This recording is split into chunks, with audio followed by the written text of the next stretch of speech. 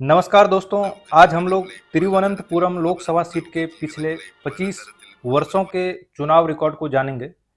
हम आपको विगत के वर्षों में इस लोकसभा सीट पर किन किन पार्टी को जीत मिली है, हम उनके बारे में जानेंगे। अगर कांग्रेस की बात करें तो उन्हें यहाँ पर 5 बार जीत मिली है। कम्युनिस्ट पार्टी की बात करें तो इन्हें यहाँ पर 1 बार जीत मिली है। कम्युनिस्ट पार्टी आखिरी बार 2004 में इस सीट को जीती थी। जबकि बीजेपी की बात करें तो बीजेपी आज तक केरल में अपना खाता नहीं खोल पाई है। बीजेपी को आज तक एक भी सीट नहीं मिला है। 1998 लोकसभा चुनाव की बात करें तो कांग्रेस पार्टी को 44% वोट मिले थे। कम्युनिस्ट पार्टी को यहां पर 42% वोट मिले थे, जबकि बीजेपी को मात्र 12% वोट मिले थे। और वोटों की संख्या की बात करें तो कांग्रेस पार्टी को 3,37,429 वोट मिले थे। कम्युनिस्ट पार्टी को 3,22,031 वोट मिले थे, जबकि बीजेपी को 94,303 वोट मिले थे।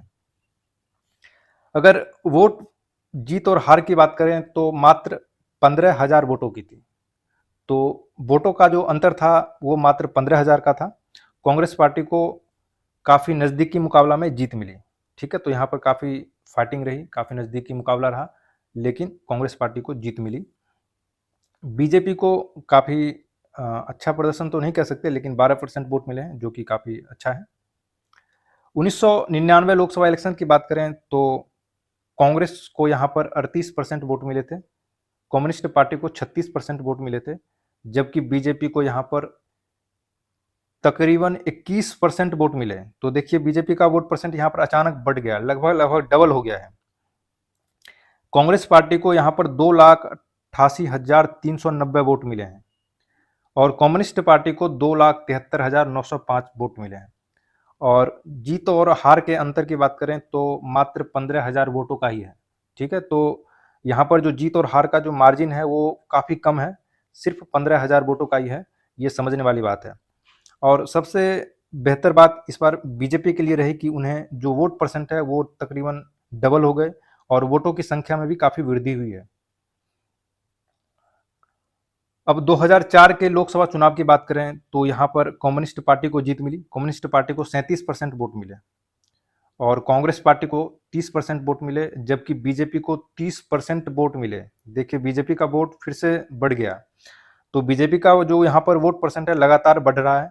आप 1998 का चुनाव देखें, 1999 का चुनाव देखें और 2004 का चुनाव देखें, तीनों का आप देखेंगे तो आपको ये समझ में आएगा कि बीजेपी का वोट परसेंट यहाँ पर बढ़ रहा है। और जीत और हार की बात करें तो जो कम्युनिस्ट पार्टी को 2,86,057 वोट मिले और कांग्रेस पार्टी को 2,31,454 वोट मिले। और वोटों के अंतर की बात करें तो यहाँ पर 50,000 वोटों का अंतर था, तो काफ़ी अच्छा मार्जिन था। लेकिन एक बात समझने वाली बात यहाँ पर है कि यहाँ पर बीजेपी भी फाइट में आ गई है। इससे पहले आप देखोगे कि बीजेपी यहाँ पर फाइट में नहीं थी, लेकिन इस चुनाव में देखोगे कि आपका कांग्रेस और बीजेपी का वोट तकरीबन तकरीबन समान है, एक जैसे है। ठीक है, तो ये काफ़ी अच्छा फाइट रहा 2004 का, लेकिन यहाँ पर कम्युनिस्ट पार्टी को जीत मिली। अब बात करते हैं 2009 के लोकसभा चुनाव का। ये काफ़ी इंपॉर्टेंट है क्योंकि यहीं से एंट्री होती है शशि थरूर की। 2009 में पहली बार तिरुवनंतपुरम लोकसभा सीट पर शशि थरूर को टिकट मिला। ठीक है, और कम्युनिस्ट पार्टी के पी रामचंद्रन नायर को टिकट मिला, जबकि बीएसपी के ए नाडार को टिकट मिला था और बीजेपी के पी के कृष्णा दास को मिला था। तो यहाँ पर देखने वाली बात है कि यहाँ पर जो कांग्रेस को वोट था वो 44% वोट मिले और कम्युनिस्ट पार्टी को 30% वोट मिले, जबकि बीजेपी का यहाँ पर 11% वोट मिले। देखिए, यहाँ पर बीजेपी का जो डाउनफॉल है इस चुनाव में हो गया। 2009 में ये चौथे नंबर की पार्टी हो गई। ठीक है, तो 2009 में बीजेपी चौथे स्थान पर चली गई। अगर तिरुवनंतपुरम लोकसभा सीट का अगर डेमोग्राफी देखें तो यहाँ पर जो क्रिश्चियन पॉपुलेशन है वो 19% है, मुस्लिम पॉपुलेशन तकरीबन तकरीबन 13% है और हिंदूज की जो पॉपुलेशन है वो 66% है। ठीक है, तो डेमोग्राफी भी समझने वाली यहाँ पर बात है।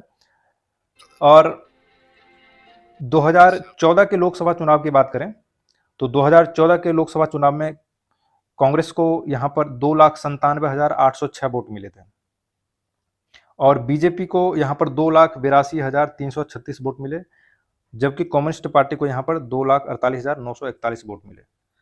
अगर वोट परसेंट की बात करें तो कांग्रेस को 34% का वोट मिला था, बीजेपी को 32% वोट मिला और कम्युनिस्ट पार्टी को 28% वोट मिले। और जीत और हार के वोटों का मार्जिन देखें तो यहाँ पर मात्र 15,000 वोटों का रहा। तो देखिए यहाँ पर बीजेपी डायरेक्ट फाइट में आ गई।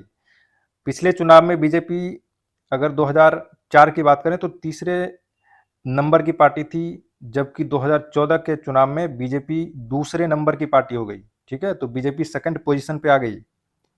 तो यहाँ पर आपको कांग्रेस और बीजेपी का डायरेक्ट फाइट देखने को मिलता है। केरला का एकमात्र सीट जो 2014 में, अगर 2014 की लोकसभा की बात करें तो एकमात्र सीट तिरुवनंतपुरम है जहां पर बीजेपी और कांग्रेस में डायरेक्ट फाइट दिखा था। बाकी किसी सीट पे नहीं था इतना, लेकिन तिरुवनंतपुरम सीट पर बीजेपी और कांग्रेस के बीच फाइट दिखा था, जिसमें कांग्रेस को 15,000 वोटों से जीत मिली थी। ठीक है, तो ये समझने वाली बात है। लेकिन बीजेपी अब यहाँ पर इनका वोट परसेंट बढ़ गया है, वोटों का जो संख्या है उसमें भी काफी वृद्धि हो गई। ठीक है, और 2014 के अगर विधानसभा चुनाव को भी अगर मायने में रखें तो तिरुवनंतपुरम लोकसभा सीट में टोटल 7 विधानसभा सीट है। ठीक है, 7 विधानसभा सीट में बीजेपी को 4 विधानसभा सीट पर आगे थी। ठीक है, 4 विधानसभा सीट पर बीजेपी को बढ़त थी, जबकि कांग्रेस को मात्र 4 विधानसभा सीटों पर बढ़त थी। ये भी देखने वाली बात है। ठीक है, और 2019 के लोकसभा चुनाव की बात करें तो यहाँ पर कांग्रेस पार्टी को 4,16,131 वोट मिले थे। ठीक है, और बीजेपी को 3,16,142 वोट मिले, जबकि कम्युनिस्ट पार्टी यहाँ पर तीसरे नंबर की पार्टी फिर से हो गई, इन्हें 2,58,556 वोट मिले। ठीक है, तो बीजेपी और कांग्रेस का डायरेक्ट फाइट 2019 के लोकसभा चुनाव में भी देखने को मिला। ये समझने वाली बात है, बीजेपी यहाँ पर स्ट्रॉन्ग होल्ड बन गई है, यहाँ पर अच्छी पोजीशन में आ गई थी। ठीक है, और अगर 2019 के लोकसभा चुनाव में अगर विधानसभा को भी कंसीडर करें तो बीजेपी को मात्र एक विधानसभा सीट पर बढ़त थी, वो थी नेमोम। यहाँ पर बीजेपी 12,000 वोटों से आगे थी। बाकी सभी 6 विधानसभा सीट की बात करें तो यहाँ पर कांग्रेस आगे थी। तो 2019 के लोकसभा चुनाव में बीजेपी का वोट परसेंट थोड़ा कम जरूर हुआ, लेकिन वोटों की अगर संख्या करें, वोटों की संख्या की अगर बात करें तो यहाँ पर वोटों की संख्या में बीजेपी की वृद्धि हुई है, पहले से ज्यादा वोट इन्हें मिला है। जबकि कम्युनिस्ट पार्टी के लिए समस्या रहा, वो तीसरे नंबर की पार्टी इस बार भी रह गई थी। अब देखिए 2014 वर्सेस 2019 के अगर रिजल्ट को हम लोग देखें तो ये काफी समझने वाली बात है। बीजेपी का क्या वोट परसेंट रहा है, वोटों की संख्या में कितनी वृद्धि हुई है, और कांग्रेस में क्या रहा है, ये समझने वाली बात है।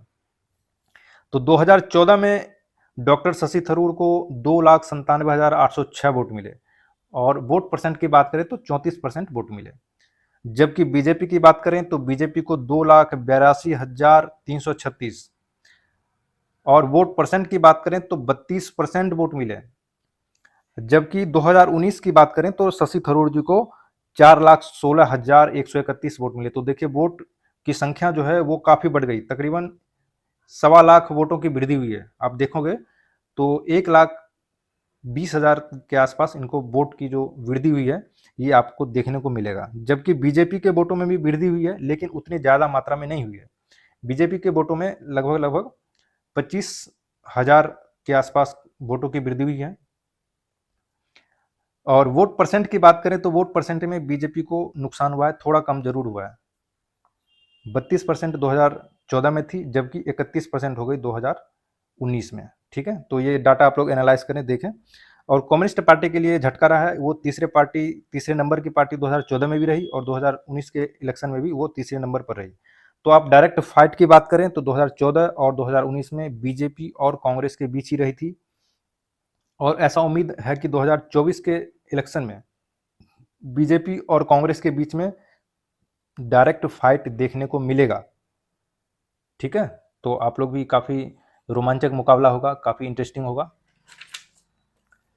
अगर 2014 के इलेक्शन की बात करें तो बीजेपी का वोट परसेंट मात्र 10% था, जबकि 2019 की बात करें, ये मैं ओवरऑल केरल की चुनाव की बात कर रहा हूं, तो 2014 में बीजेपी को मात्र 10% वोट मिले थे पूरे केरल के चुनाव में, जबकि 2019 के लोकसभा चुनाव में बीजेपी को 13% वोट मिले। तो देखिए वोट परसेंट में भी वृद्धि हुई है, काफी बढ़ गया वोट इनका। ठीक है, तो काफी डेवलपमेंट हो रहा है केरल में। इस बार 2024 के चुनाव में बीजेपी ने राजीव चंद्रशेखर को टिकट दिया है। राजीव चंद्रशेखर के बारे में आप लोग जानते होंगे, ये केंद्रीय मंत्री हैं। कांग्रेस ने डॉक्टर शशि थरूर को ही दिया है, ये तो काफ़ी फेमस है, इनको सब जानते होंगे। और कम्युनिस्ट पार्टी की बात करें तो पेनियन रविंद्रन को दिया है। तो काफ़ी स्ट्रॉन्ग फाइट इस बार देखने को मिलेगा। तिरुवनंतपुरम एकमात्र सीट केरल का होगा जहां पर त्रिकोणीय मुकाबला होगा, ठीक है, जिसमें 3 पार्टियां काफ़ी स्ट्रॉन्ग होल्ड है, काफ़ी फेमस पर्सन है तीनों, और तीनों का वोट बैंक काफ़ी मजबूत है। तो देखना होगा इस बार कौन